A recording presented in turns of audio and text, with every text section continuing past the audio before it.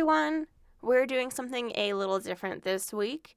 We're currently in the middle of researching and recording what is turning out to be like a pretty big series, and so it's not quite ready for release on the schedule that we previously wanted. So, for all you people who only listen on this main channel, we have decided to re-release one of our microdoses, and I think it's going to whet your appetite for the series that we have planned.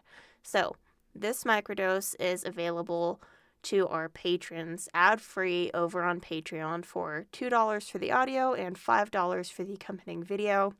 It covers the 2000 movie Erin, Brockovich, which we watched with our patrons, and that's something that we also do for our $5 patrons over the summer, is that we regularly watch movies and then we talk about the poisons involved. So, I hope that this episode gives you a little something fun to listen to until we're prepared to release new content. And if you like the format of this episode, or if you want to watch more movies with us, or just get more content from us, go find us on Patreon, where you can listen to main channel episodes ad-free, and you can get monthly new content from us.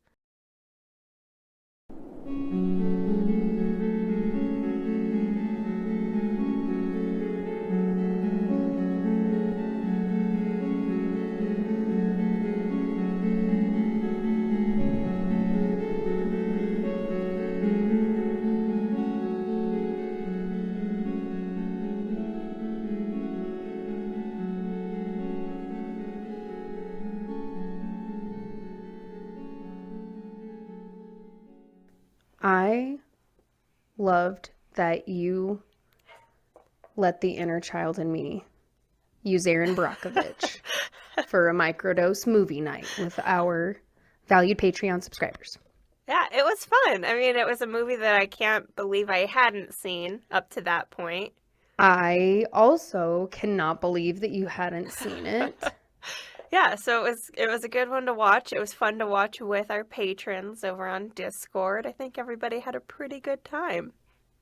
Yeah, it blew my mind that you had not seen it, because this is quite possibly the first time baby Venus had heard of toxicology. Mm-hmm. I had been an avid fan of forensic files at this point, so I mean, I knew but as far as like in a real world setting, Mm-hmm. like that wasn't forensic files true crime, hearing about a toxicologist. Right. So for any Patreon subscribers who haven't seen it, I suppose short, very brief rundown. Erin Brockovich is a woman who lived in Southern California and Reno. Yep, I think so. Yeah, and she was a single mother who was down on her luck, and she really needed a job, like super bad, as a single mother does, because they have to feed them kids and themselves. And she got a job at a law firm, Masry and Vidito, and she started as a file clerk. Ed Masry lost her personal injury case from a car accident that she was in, and she demanded, damn it, I need money somehow. And so she starts working there as a file clerk, and they give her a stack of files, and she was really confused because they contained both real estate documents and medical records. And so she said, what the fuck? Why are these two entities playing together? And she goes on a few field trips, and she finds out that PG&E, Pacific Gas and Electric. yes, they are part of the ultra mega corpse of evil. Mm-hmm. She finds that they are offering to buy a lot of property in the small town of Hinckley, California. And she sees records such as, I mean, documents where the residents have cancer, lymphoma, they have multiple surgeries, the children are having severe medical issues, and it's very concentrated. And long story short, she finds out about this thing called hexavalent chromium, and specifically chromium 6. Same thing. Oh, well, duh, hex. That makes sense. Thanks, Kayla. No problem. Thanks for pointing out the obvious that I did not pick up on until just now. It's okay. That's what I'm Makes here for. makes total sense. This is why you are the chemist on the show.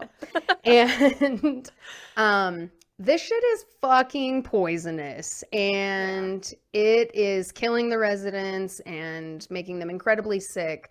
And she basically points this out to Mr. Ed Masry. Well, after getting fired, though, because she took good her point. field trips, and they She were took- like, "Where have you been, file clerk?" And she's like, "I was out being an investigator." And they were like, yeah, you don't do that here. You just, but in her defense, she did ask if she could look into this. "Yeah, And he did say yes. And then she really looked into it. yeah, She went hyper focus, and we love to see it because quite possibly the residents of the town of Hinckley might not have received the justice that they did, because she puts together that essentially they're poisoning the residents. They know this shit is poisonous. hmm And long story short, she helped them obtain justice, which is something that doesn't often happen against big corporations. right, yeah."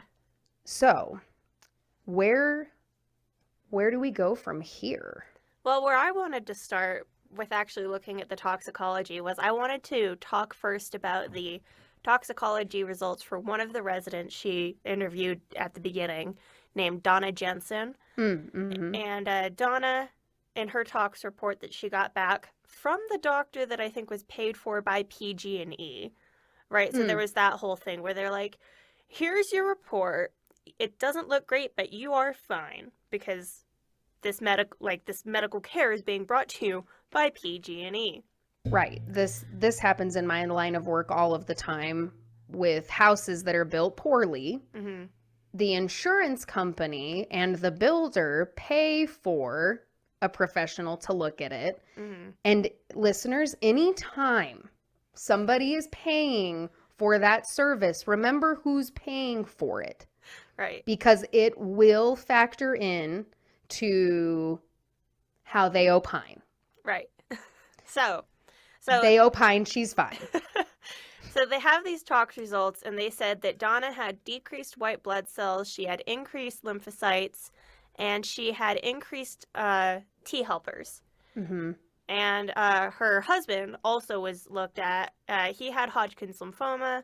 She had tumors. Did they have kids? I can't remember. Yes, they had a 2 to 3 kids, because the scene where Donna kind of puts 2 and 2 together and goes, "Holy shit, it's in my water." She gets like the kids out of the pool. Pool. That's let's right. go, let's go, That's let's right. go. It's a pretty like chilling scene, actually. Right.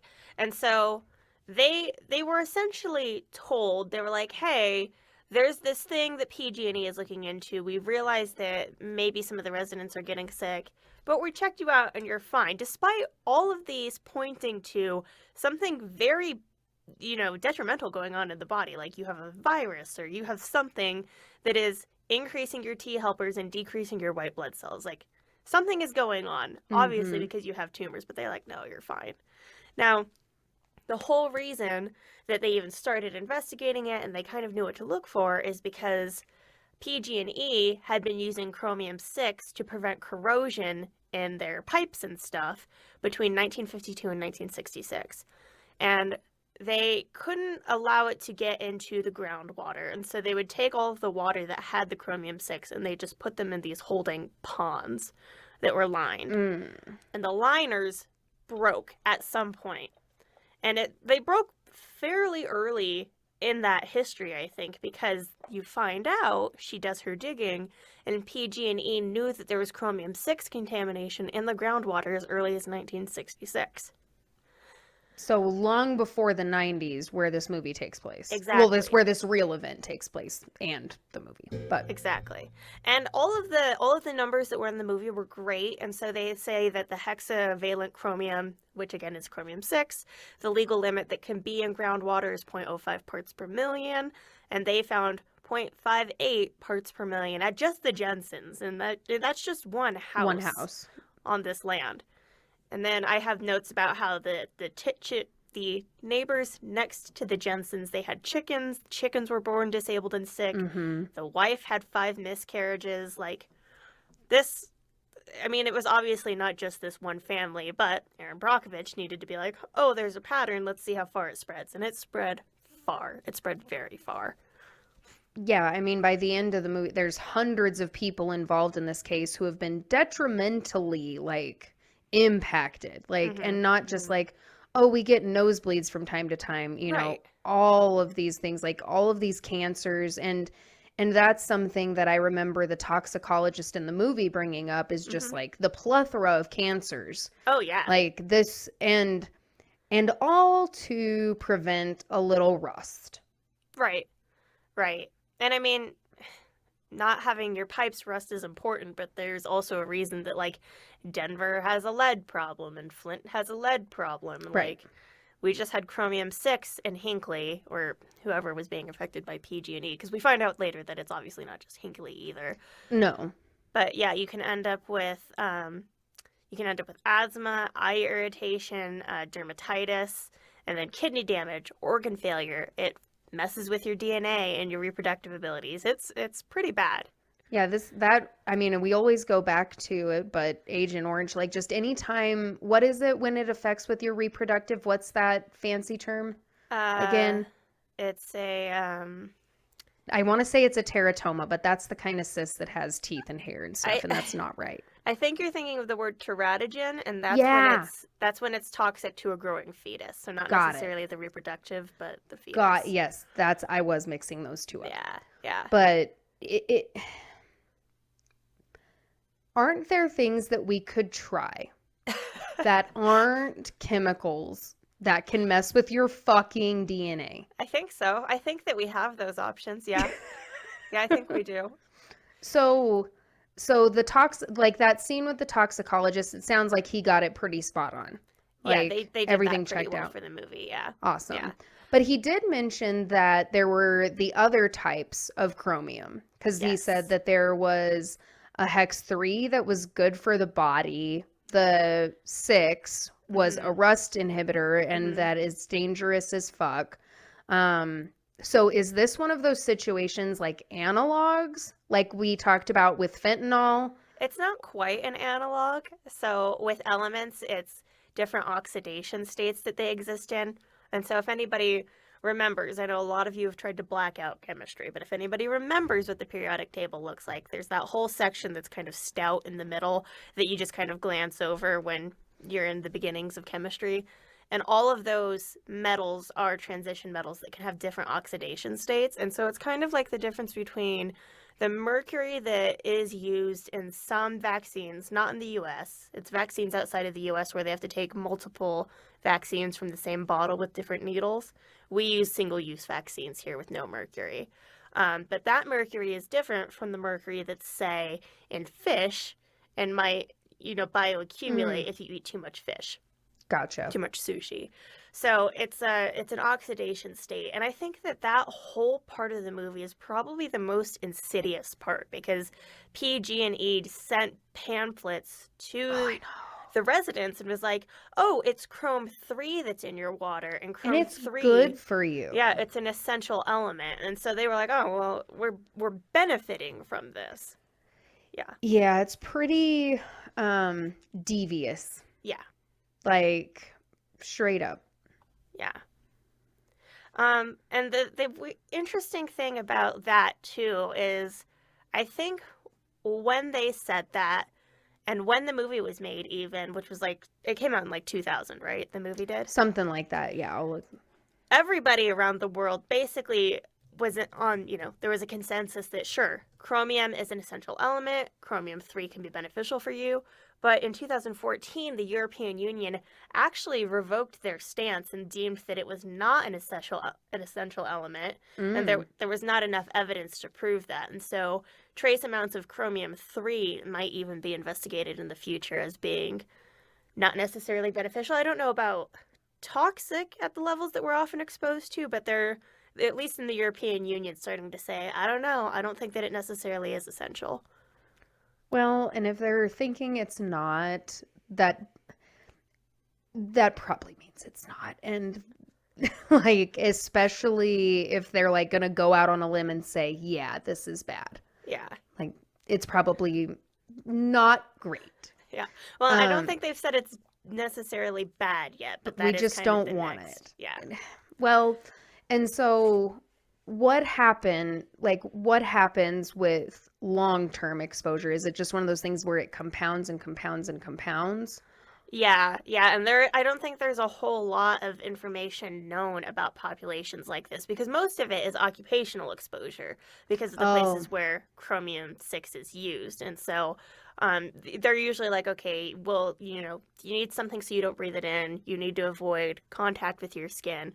But when you're ingesting it in your water, like that's way different. it's different. And so I don't know that like there's very much information about acute exposure as much as there is occupational chronic exposure, and then like residential chronic exposure is just like I don't know. I don't know if you can catch it before you're like, oh, hey, my DNA is fucked up and my organs aren't working. Yeah. Well, and like, I wonder if it's another one of those things where maybe they were telling employees also, like, hey, a bonus of working at PG&E is, do you know Yeah. what I'm saying? Like, Who if they're gonna, knows? Yeah. who knows, like, what they're gonna tell people who are on the lower rungs of the PG&E ladder. Yeah. Yeah. So they go through this whole thing, and she collects information from everybody she can get information on. And so this was the largest direct action lawsuit in the Mm-hmm. US at the time, with 411 plaintiffs, 162 declaration. PG&E submitted 84 demurs, which were denied. All of them were denied. And then the payout, which is why it was the biggest lawsuit, was $333 million, and it was finally settled in 1996. And I remember, like, in the, like, one of the first scenes, they're like prepared to offer like Yeah, oh, $250,000 or something when they sent the little baby lawyer, and they're just like, yeah, no, no, no. yeah. Like, and I mean, they mention it being a $28 billion company, PG&E that is. And I know that they're one of the, most evil of them out there that give zero fucks about anybody. Could we do a cursory review of some other cases they've been involved in and make this a PG&E hate show? Yeah, let's do it. There weren't many other articles I could find about if they had further contamination of groundwater. They do mention Kettleman, California at the Mm-hmm. end of it, and Kettleman was also settled um, either that same year or close to. Kettleman got, I think, 250 million. I have something here on it. No, Kettleman got $335 million in 2006. That's what it Okay. was. So, same deal, same company. They were obviously like, well, we might as well just pay out because we've been had. Well, at that, yeah, like what leg do they have to stand on at that fucking point? Right, Like, seriously, right. like they've already been found guilty, and for the same thing, what are they going to say? No, but this time it's It's different. different. It's It's different so here. different this time, you Yeah, guys. and so I wasn't surprised to learn that they had been sued multiple times, but because I don't live in California, I didn't put the dots together that this Mm. was the same Pacific Gas and Electric that was responsible for the Kincaid fire and the Camp fire. And there's another one, but we'll go through them in the order that I had them in the notes. So, the California Public Utilities Commission fined PG&E $125 million for violations related to the 2019 Kincaid fire that burned more than 77,000 acres and caused the evacuation of 185,000 residents north of Santa Rosa, California, which was started October 23rd of 2019 and destroyed 374 structures. Like, I remember this being a very big Yeah, deal. I mean, California has fires every year. Sorry, guys. We in Colorado, we also do. But this is different. Right, right. This is different than a wildfire that happens because of lightning and dry earth conditions. Yeah, this was they were found guilty of unlawfully causing a fire that resulted in great bodily injury, unlawfully causing a fire that resulted in the burning of inhabited structures, and unlawfully causing a fire that resulted in the burning of forest land, as well as air pollution crimes. So it was ultimately 5 felonies and 28 misdemeanors because their equipment was faulty. And this is the same company that I think that same summer, actually, before their equipment was faulty, they were experiencing rolling blackouts throughout California. And so people who needed to have their air conditioning and who needed to have air purifiers and who needed to have things that ran medical equipment were experiencing rolling blackouts, and PG&E was doing nothing. No, they weren't doing nothing, Kayla. They were rolling around on giant lumps of money. Right, yeah. That's not nothing. Give them some credit. So they also reached a $13.5 billion settlement to compensate the victims of wildfires in 2015, 2017, and 2018. And I didn't know this. This was the one that I was wanting to scroll down to see. They actually had to pay out to the families of the victims of the 2016 Ghost Ship Warehouse fire in Oakland. Interesting. Yeah. I did not know that one. I didn't know they were at fault either there. And they didn't admit fault, but they, did the whole, they don't have to go to court, they just paid it out, but fucked up. But see, when you pay out the money, right, it's not a good, it means you're wrong. Yeah. And you're wrong. And that one at least 13.5 billion makes a dent. Yes. Like, as much as I'm happy for, say, the families of Hinckley and Kettleman who got, $333+ million settlements. Between all of them, yeah. Between all of them. Like, that still ain't shit to a $28 billion company. No, well, and the $13 billion, it did create a dent because PG&E filed for bankruptcy in 2019, and it was the largest utility bankruptcy in U.S. history. So, yeah, fuck those guys. Fuck these guys. Fuck these guys. And I mostly was just focusing on, stuff that had happened since Erin Brockovich, but it seemed like they had a little bit more of a sordid history before that as well, so. Yeah, they're a mess. Yeah. I don't know. I think any company, once it gets to a certain point, they just have to inherently be evil. Would there have been a safe way to use hexavalent chromium as an anti-corrosive ever? Like, if the retention ponds did not fail back in the 60s, could it have been fine? I don't know. I want to say no, just based on how I feel personally about retention ponds, because you have retention ponds for, like, livestock, slaughterhouses and things like that, the industrial agriculture. And when there's flooding in those areas, you end up with contaminated livestock sewage in the floodwaters. Or, you end up with something always happens. Like, these ponds are not, it's like the aquifer in Hawaii that started leaking jet fuel into their water supply. Like, just putting it aside and saying this is a forever solution, like, it's never a forever solution. So I don't know if we could have come up with something that was chelating that would grab onto hexavalent chromium and make it safe, but what does that mean? Chelating? Yeah. A chelating agent is just a substance that does just that. It is specifically attracted to other substances, usually compounds, and it will grab them and it will hold on to them. And so chelating agents are one of the ways that we deal with like radiation poisoning. We talked about it a little bit in the Russian poisons episode with the Prussian blue. That's a chelating agent that would grab Got up. it. Okay. Yep. And then it's also one of the ways that they're considering dealing with the ozone in the atmosphere and all of the greenhouse gases in the atmosphere is to release chelating agents that you can then grab and store or turn into other things. Interesting. Yeah. Okay. Yeah. So I would personally say holding tanks are never a good idea. And if you're just going to put it somewhere and say, this is it, this is what we're doing now, like that's never going to work.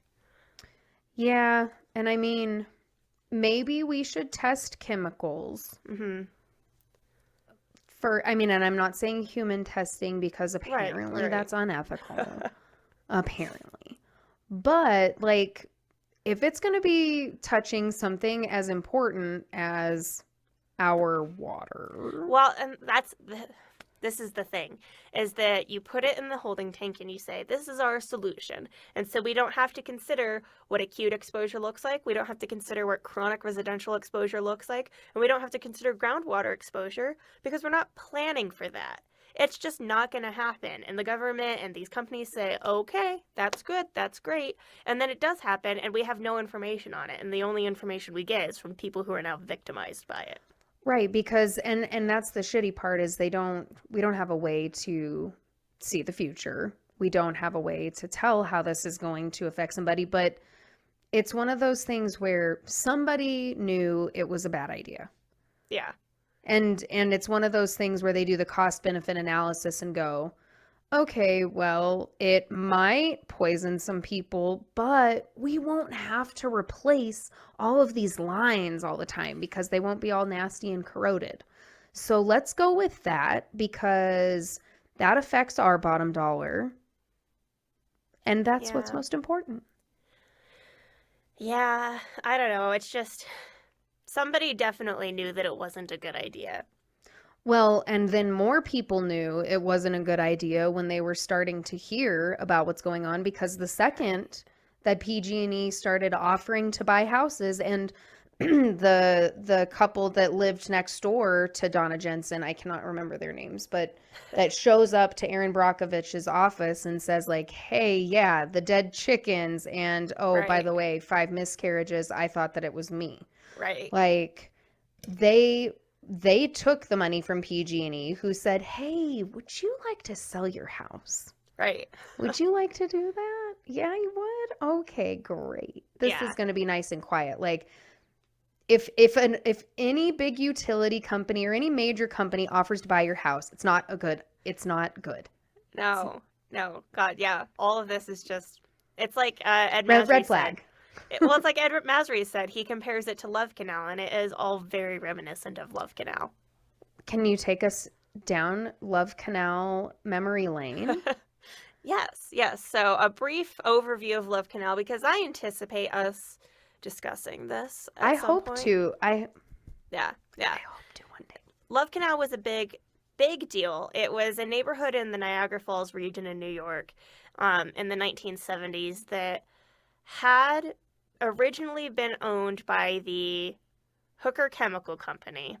And the Hooker Chemical Company, I can't remember what they made, but they ended up producing a lot of dioxins because dioxins are chemicals generated from other chemical reactions. And there's no use from them. They're extremely poisonous. And so they just put them into these barrels and then buried the barrels on their property.